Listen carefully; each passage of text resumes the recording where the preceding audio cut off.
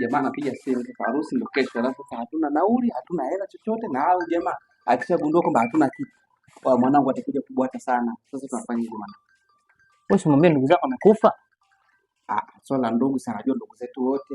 Sasa hapo tutashtuka. Sasa cha muhimu tufanye hivi. Tumeona kwamba tulikuwa tunajiandaa kukata tiketi, nauli, kila kitu tulikuwa navyo, tulikuwa tunaenda kukata tiketi kwa ajili ya safari. Lakini mwisho wa siku tumefua na fanya kazi. Inawezekana sasa hapo anaweza kadauti. Kwa sababu kazi zenyewe za kuungaunga tunafanyaje? Tunaambia kwamba bwana, huu msiba nafanya kazi mwenzetu, hatuwezi kuacha msiba tukaje kwenye harusi ya bwana. Una baya ndugu yangu. Vipi bwana harusi? Fresh, niambie ndugu yangu.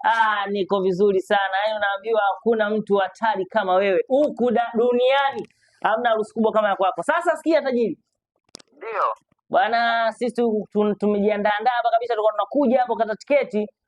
Ila sasa tumpata mtihani, kuna mfanyakazi mwenzetu mmoja kidogo Mwenyezi Mungu kampenda zaidi. Unajua tena mapenzi ya Mungu haya tena.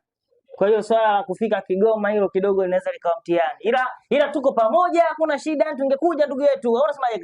Sasa kwanza poleni sana na msiba. Sasa mimi kama itawezekana basi hiyo ile ambayo mnataka nini mkate nini tiketi?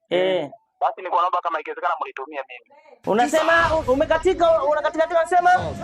Yaani hiyo ile ambayo mnataka kukata tiketi hiyo. Ndio. Hatusikii vizuri. Hajasikia vizuri. Hapa ndio ndio pepo, tutacheki wala. Why are you running?